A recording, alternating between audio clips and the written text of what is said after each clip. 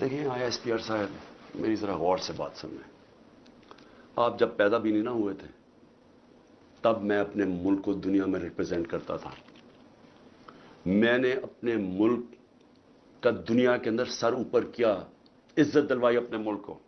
اٹھا کے دیکھ لیں، آپ بھول گئے ہوں گے، آپ پیدا نہیں ہوئے ہوں گے، ذرا پتہ چلوا لیں کہ عمران خان نے کیا پاکستان کی دنیا میں عزت اوپر کیا، نیچے کی. اور آپ کو یہ پتا ہونا چاہیے کہ جب وار آن ٹیرر ہوئی اور جو پاکستان کی مٹی پلیت ہوئی دنیا میں کہ ہمارا کیا جی فوج دوگلی ہے، کیونکہ تب مشرف کا مارشل لا تھا، یہ ہمارے سے جھوٹ بولتی ہے، کرتی کچھ ہے، کہتی کچھ ہے، ڈالرز ہمارے سے لیتی ہے اور دوگلی گیم کھیلتی ہے. ڈبل گیم، دوگلا تب نام استعمال ہوتا تھا، پاکستان کو ورڈ ہی دوگلا استعمال کرتے تھے، ڈبل گیم کا نام کرتے تھے.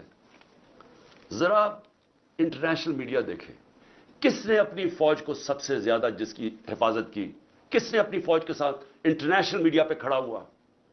جب اسامہ بن لادن جب وہ